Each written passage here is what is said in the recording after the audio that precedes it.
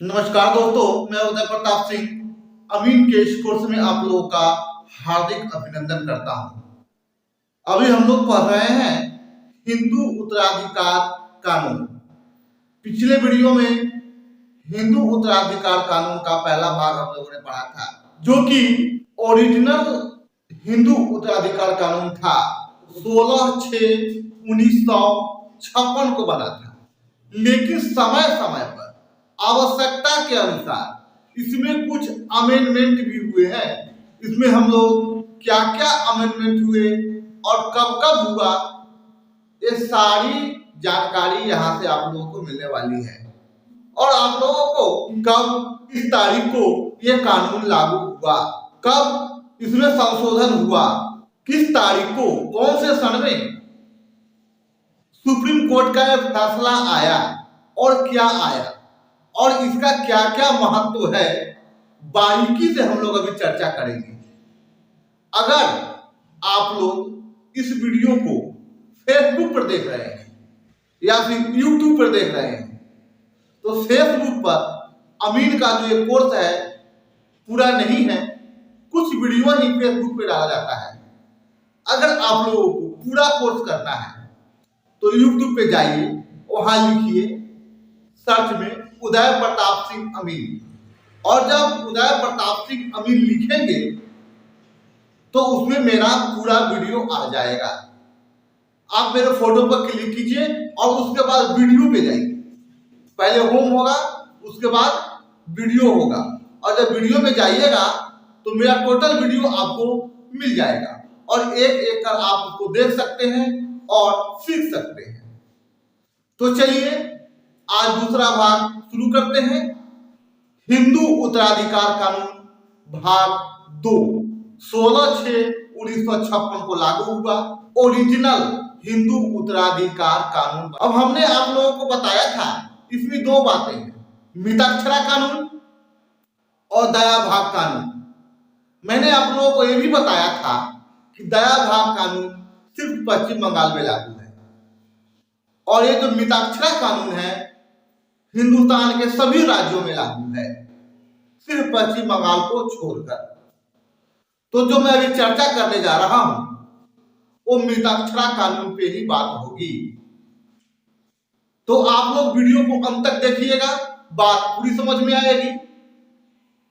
और अगर एक बार में बात समझ नहीं आ रही है तो वीडियो को दोबारा भी आप लोग देख लीजिए, बात पूरी समझ में आएगी।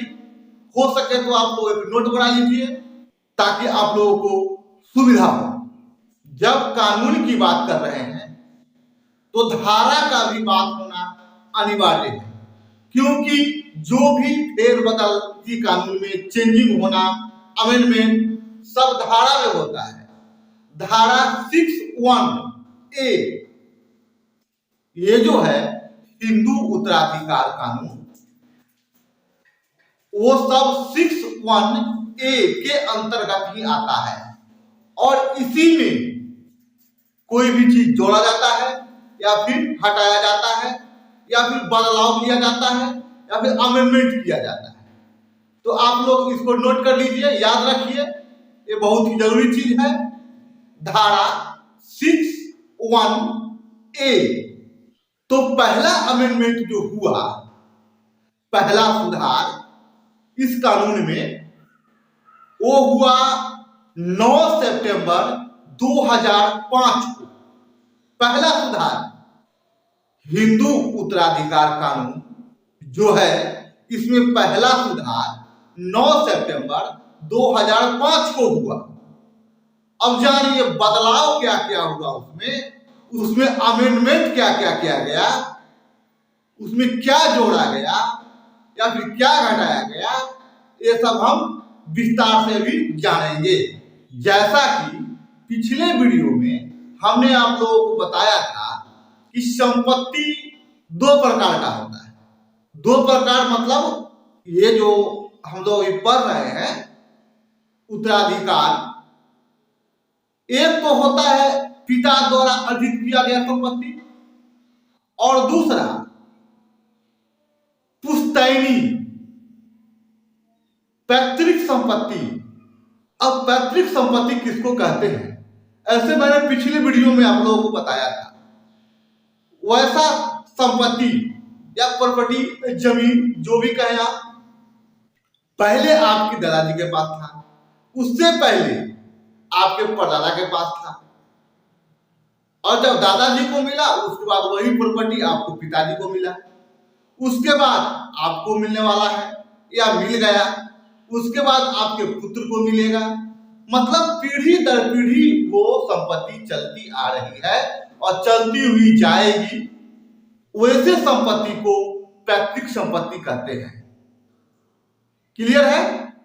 9 सितंबर 2005 का जो फैसला है सुप्रीम कोर्ट का, उसमें यह कहा गया है कि जो भी संपत्ति है, आपके पिता के जितने भी उत्तराधिकारी हैं, और उत्तराधिकारी में कौन कौन आ जाएंगे? पत्नी, बेटा, बेटी, यही आएंगे ना। तो वो जो संपत्ति है वो सभी में बराबर हिस्सों में बांटा जाएगा। ये 2005 में जो फैसला आया उसके हिसाब से है। लेकिन पहले जो कानून था, जो ओरिजिनल 1956 में बना था, मिताक्षरा कानून, उसमें इस तरह का प्रावधान नहीं था। उसमें कम या ज्यादा देने का बात कहा गया था। लेकिन ये जो 2005 में फैसला आया उसमें यह कहा गया कि सभी को, जितने भी उत्तराधिकारी हैं, सबको बराबर बराबर एक समान हिस्सा मिलेगा।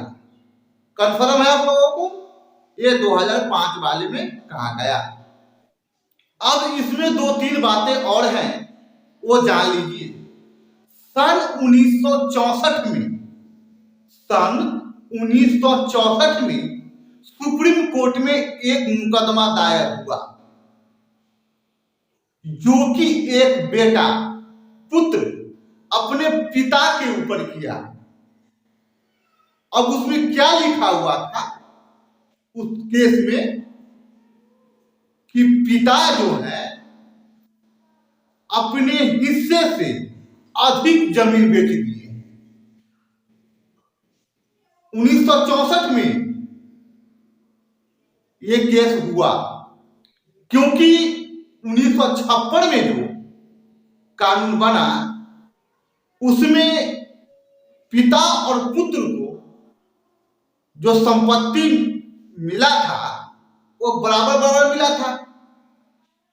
एक अंश पिता को और जितने पुत्र हैं उनमें भी बराबर बराबर अंश देना था। लेकिन अपने अंश से अधिक जमीन बेच दिया जिन्होंने ये मुकदमा किया सुप्रीम कोर्ट में। तो इसी बात का निपटारा करने के लिए ये केस किया गया सुप्रीम कोर्ट में 1964 में। फिर तो इस कंडीशन में दिक्कत आ गई। अब जब 1964 में केस हुआ, पिताजी ने अधिक जमीन बेच दिया, फिर तो दिक्कत आ गई। तो अब देखिए अब क्या होता है। पिताजी ने तो जमीन बेच दिया हिस्सा से अधिक, लेकिन मिताक्षरा कानून जो है 1956 में जो लागू हुआ वो इसका अधिकार नहीं देता है। और जो नहीं देता है तो पुत्र ने केस कर दिया, क्योंकि उसे पता है कि मिताक्षरा कानून में लिखा हुआ है साफ साफ कि सबको बराबर हिस्सा मिलेगा। ये जो केस हुआ सन 1964 में, उसका फैसला आया 2018 में। 24 अगस्त 1918 को इस केस का फैसला आया। किस केस का? जो सन 1964 में पुत्र के द्वारा पिता पे किया गया। अब देखिए फैसला क्या आया।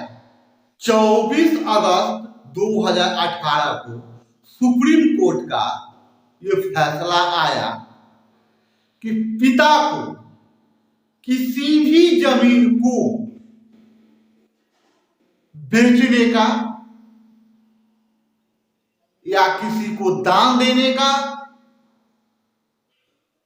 पूर्ण अधिकार है, 100% अधिकार है।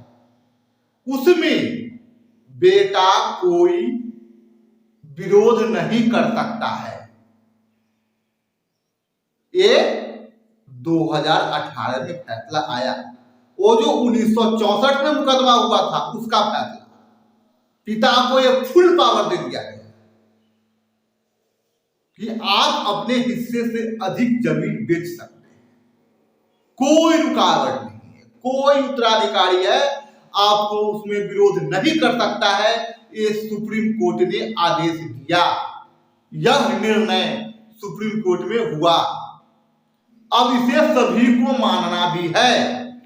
अब सुप्रीम कोर्ट ने और क्या क्या कहा वो जान लीजिए। पिता जमीन जो बेचेगा, क्यों बेचेगा, यह सुप्रीम कोर्ट ने कहा, लिखा हुआ है। उसमें यह लिखा गया, पिता जो प्रॉपर्टी संपत्ति बेचेगा उसका कोई कारण होना चाहिए ना। पिता अपने पुत्र पुत्री के शादी ब्याह में खर्च करने के लिए या पिता के ऊपर कोई कर्ज है उससे मुक्ति पाने के लिए जमीन बेच सकता है, या अपने उत्तराधिकारी चाहे कोई भी हो, पत्नी पुत्र पुत्री, किसी को आगे बढ़ाने के लिए, उसको पढ़ाई लिखाई करवाने के लिए या खुद पर खर्च करने के लिए वो इस जमीन को बेच सकता है, उस प्रॉपर्टी को बेच सकता है। इसमें किसी का कोई विरोध नहीं होगा। आप चाहे सुप्रीम कोर्ट में चले जाइए, चाहे कोई कोर्ट में चले जाइए, कोई सुनवाई नहीं होने वाला है। इसमें एक और बात कही गई, पिता पागल है, मानसिक स्थिति उनका सही नहीं है, उस परिस्थिति में जमीन पिता नहीं बेच सकते हैं। लेकिन एक और बात इसमें ऐड किया गया कि आपने अगर उन पे मुकदमा किया कि पिताजी का मानसिक स्थिति ठीक नहीं है, ये बात आपको कोर्ट में सिद्ध करना पड़ेगा। अगर ये बात गलत पाई गई तो आपको आजीवन जेल हो जाएगा। इस बात को आप नोट कर लीजिए, क्योंकि ये मैं नहीं कह रहा हूं, ये सुप्रीम कोर्ट कह रहा है, ये सुप्रीम कोर्ट का आदेश है, इस तरह का कानून है, ये लिखित बातें हैं, ये कोई अपने मन से मन ग्रंथ बातें नहीं बता रहा हूं।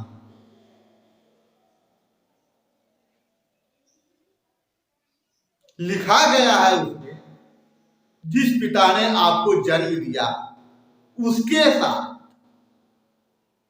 जिस पिता ने आपको जन्म दिया उनके साथ इस तरह का छल कपट जो करेगा, इस तरह का व्यवहार करेगा, उसको आजीवन जेल होगी, ऐसा सुप्रीम कोर्ट ने कहा।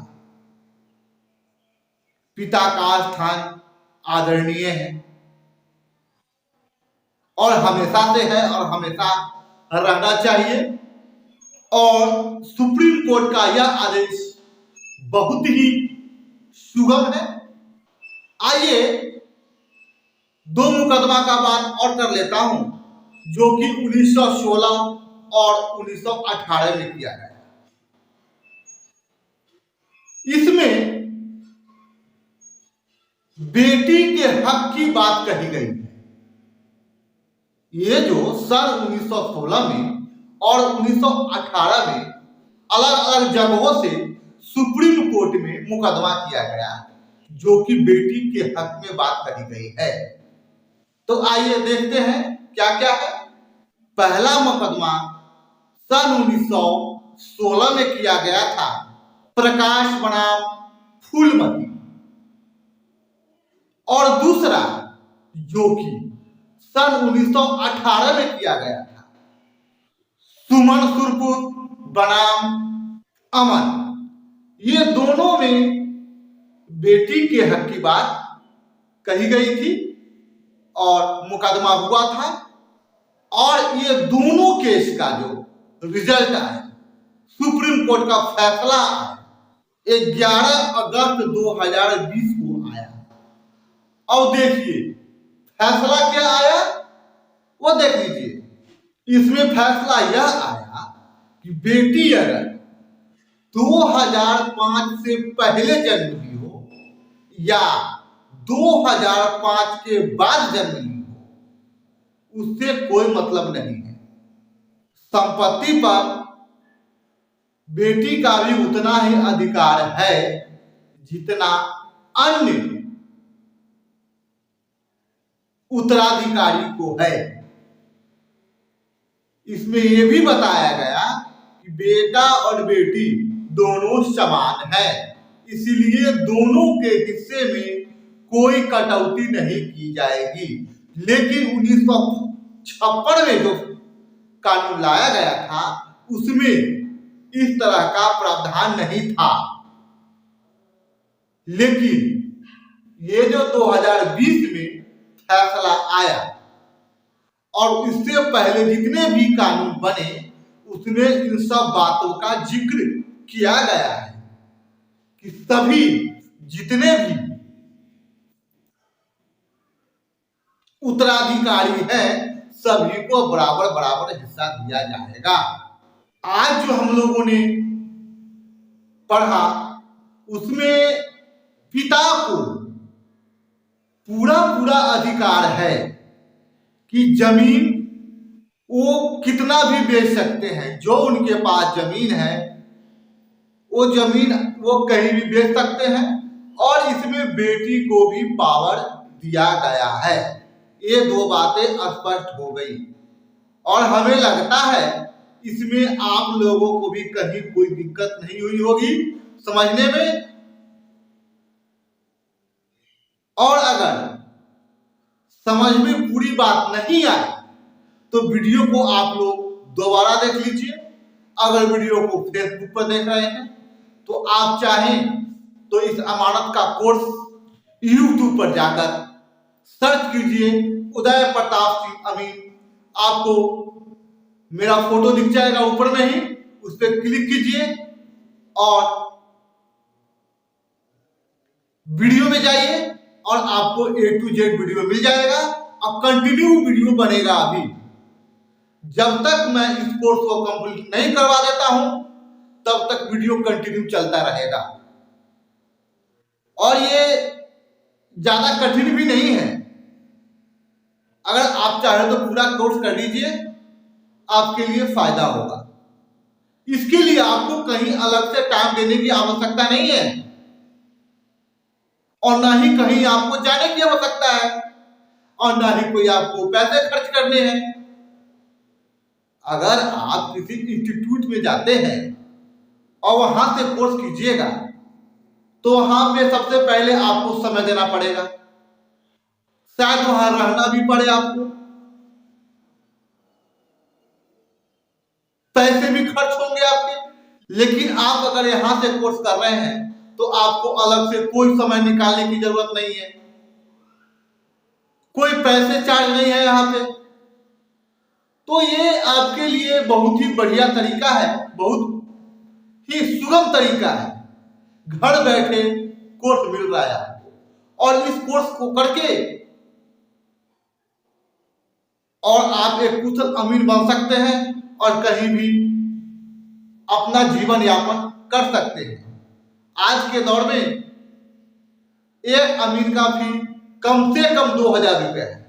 मैं ये नहीं कहता हूं कि आप इसके लिए अलग से समय निकालिए, नहीं नहीं, अलग से निकालने का जरूरत नहीं है। आप जो कर रहे हैं उसी में थोड़ा सा वक्त निकाल लीजिए। प्रतिदिन एक वीडियो देख लीजिए, 2 वीडियो देख लीजिए, जैसे भी आपको समय मिलता है वैसे वीडियो को देख सकते हैं। ऐसा नहीं है कि कहीं हमको क्लास करने जाना है किसी कोचिंग सेंटर में, किसी इंस्टीट्यूट में, कि आज नहीं गया तो आज का छूट गया, ऐसा नहीं है। आप इसको कल भी देख सकते हैं। तो अगर मेरा वीडियो आप लोगों को पसंद आया, मेरा वीडियो आप लोगों के लिए लाभप्रद है, तो वीडियो को लाइक कर दीजिए। अगर चैनल पे नए हैं तो चैनल को सब्सक्राइब कर लीजिए और बेल आइकन दबा दीजिएगा, ताकि मेरा हर वीडियो का नोटिफिकेशन आप तक पहुंच जाए। और अपने मित्रों में शेयर कर दीजिएगा, ताकि और लोगों को भी इसका लाभ मिल सके। तो तब तक के लिए धन्यवाद।